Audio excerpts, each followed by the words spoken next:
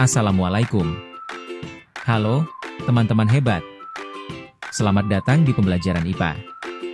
Semoga kalian semua dalam keadaan sehat dan tetap semangat belajar. Pada video kali ini, kita akan mempelajari materi yang menarik, yaitu daur air atau siklus air. Yuk, kita mulai pembelajarannya. Tahukah kamu, kenapa air di bumi seolah-olah nggak pernah habis walaupun dipakai setiap hari? Nah, jawabannya ada di fenomena keren yang namanya daur air atau siklus air. Yuk kita simak materinya. Pengertian daur air.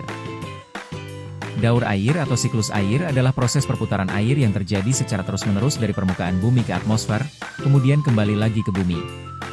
Daur air membuat jumlah air di bumi tetap terjaga sehingga makhluk hidup selalu memiliki persediaan air untuk kebutuhan sehari-hari. Nah, daur air ini terdiri dari beberapa tahapan yaitu penguapan evaporasi, pengembunan kondensasi, presipitasi hujan, infiltrasi dan aliran permukaan. Yuk kita bahas satu persatu. 1. Penguapan evaporasi. Tahap yang pertama adalah penguapan atau evaporasi. Penguapan adalah proses berubahnya air menjadi uap air karena panas matahari. Air yang berada di laut, sungai, danau, kolam, maupun genangan air akan menguap dan naik ke atmosfer. Nah, coba perhatikan gambar ini ya. Terlihat matahari menyinari laut, sungai, dan danau. Karena panas matahari, air berubah menjadi uap air lalu naik ke atas menuju atmosfer. Proses inilah yang disebut penguapan. 2. Pengembunan kondensasi. Lanjut ke tahap kedua, yaitu pengembunan atau kondensasi. Uap air yang naik ke atmosfer akan mengalami pendinginan karena suhu udara di tempat yang lebih tinggi lebih rendah. Uap air kemudian berubah menjadi butiran-butiran air yang berkumpul membentuk awan. Pada gambar di samping terlihat bahwa uap air yang naik bertemu dengan udara dingin, kemudian berubah menjadi butiran air dan membentuk awan. 3. Presipitasi hujan. Tahap ketiga adalah presipitasi atau hujan. Ketika awan sudah mengandung banyak butiran air dan menjadi semakin berat, air akan jatuh ke permukaan bumi dalam bentuk hujan. Pada daerah yang sangat dingin, presipitasi dapat berupa salju atau hujan es. Pada gambar di samping terlihat awan yang sudah penuh dengan butiran air sehingga air turun ke permukaan bumi sebagai hujan. 4. Infiltrasi dan aliran permukaan. Lalu tahap berikutnya adalah infiltrasi dan aliran permukaan. Air hujan yang jatuh ke bumi sebagian meresap ke dalam tanah menjadi air tanah atau infiltrasi. Sebagian lainnya mengalir di permukaan tanah menuju sungai, danau, hingga akhirnya kembali ke laut.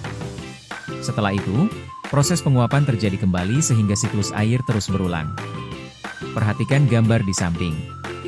Terlihat sebagian air hujan meresap ke dalam tanah menjadi air tanah, sedangkan sebagian lainnya mengalir di permukaan menuju sungai dan laut.